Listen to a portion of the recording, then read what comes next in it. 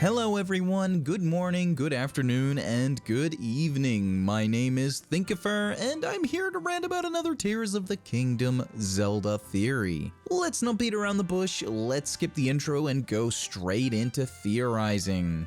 Oh, also, hey everyone, Hyrule Gamer here, also joining in today's rant. Let's have some fun exploring an idea together. Take it away, Mr. Thonk Man.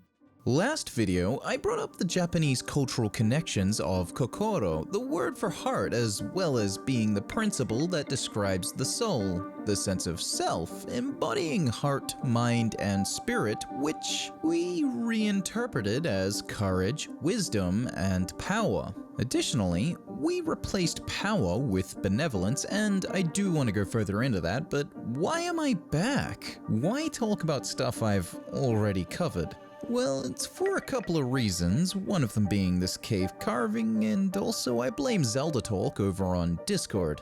Pretty easily enticed with crackpot theories, but anyway, in Skyward Sword we know that Zelda is Hylia reborn, aka reincarnated. Reincarnation is something that exists within Buddhism, and Buddhism is practiced directly hand in hand with Shintoism in Japan.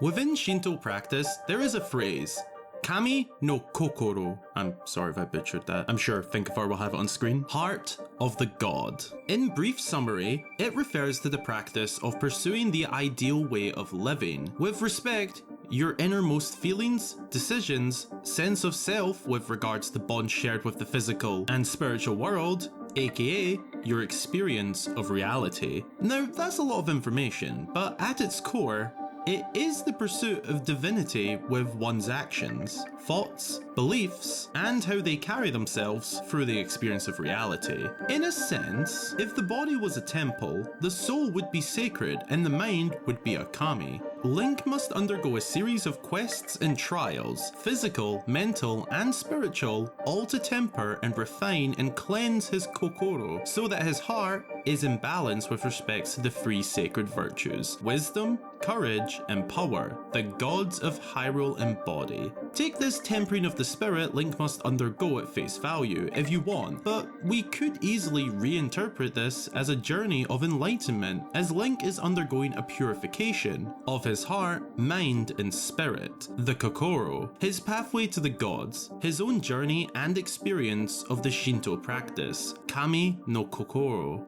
With all that in hand, flashback now to the cave carvings of Zelda clasping hands with what we previously theorized or speculated to be Link. Perhaps it's not Link. What if this cave carving depicts or tells the story of Zelda, her heritage, and how Zelda and Hylia will reconnect physically, mentally, and spiritually? In Skyward Sword, we see Honorable Zelda tell Link directly that she has now merged consciousness with Hylia and refers to Hylia's memories when speaking to Link. Now, I'll see you last week's video and raise you further with this. Those Zonai swirls have been speculated as magical or spiritual power expressed. But what if these swirls actually represent a person's kokoro as well? Their power that resides within the soul, the power that lies within the heart. A person's heart always has wisdom, courage, and power, aka benevolence, at varying levels depending on that person's temperament. All the spirit orbs depicted could then be interpreted as holding half the power of someone's soul, or heart, their sacred power, their light force, comprised of wisdom, courage, and benevolence. But all these orbs have half. Why?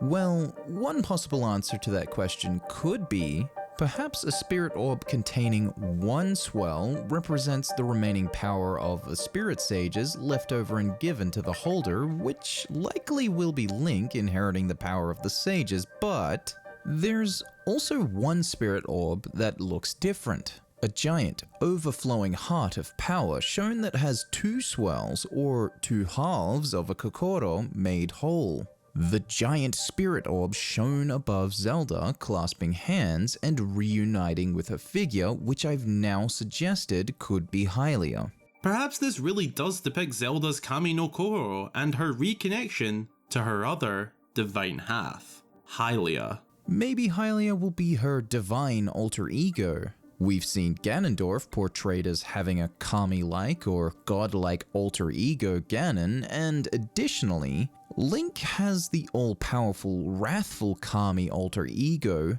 the Fierce Deity. Will Zelda get her own kami-like transformation? Who knows? I'll let you all speculate and discuss and thonk deeply upon this in the comments. Hey folks, just want to say a quick thank to Thinkafurr for having me on this video. It was a pleasure joining him as always, and I'm sure you can expect to see more of me in the future. And of course your boy on my channel. You have all been a lovely audience. Thanks for watching, and until the next time, I've been Hyro Gamer.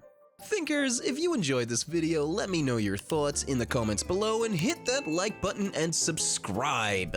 If you want to support the channel's content monetarily, you can join as a member on Patreon or join on YouTube. Both will get your name in the credits and behind the scenes access. Now before I head out, be sure to share some of that love and support around at my partner's Instagram at ElfSpringArt. Additionally, Elfie is now open for commissions publicly, so if you want something created, again, head down to their Instagram page. Give them a follow.